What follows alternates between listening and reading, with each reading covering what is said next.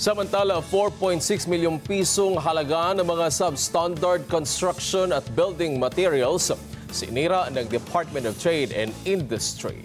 Magbabalita si Mar Gabriel Lamara.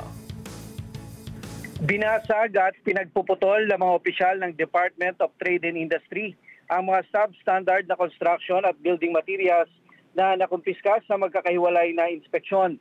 Kabilang dito ang mga steel bars na ginagamit sa pagtatayo ng gusali at mga substandard na toilet bowl at lavatory na may kabuang halaga na nasa 4.6 million pesos.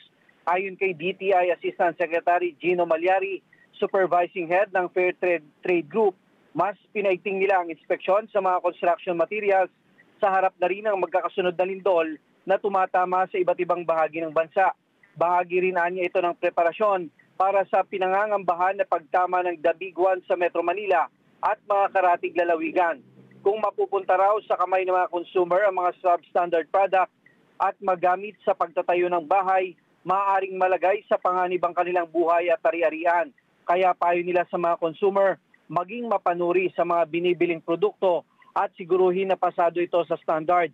Kailangan daw na hanapin ang PS Mark o ICC stickers at maaari din na makipag-ugnayan muna sa pinakamalapit na tanggapan ng DTI upang i-validate kung accredited ang mga brand na kanilang bibilhin.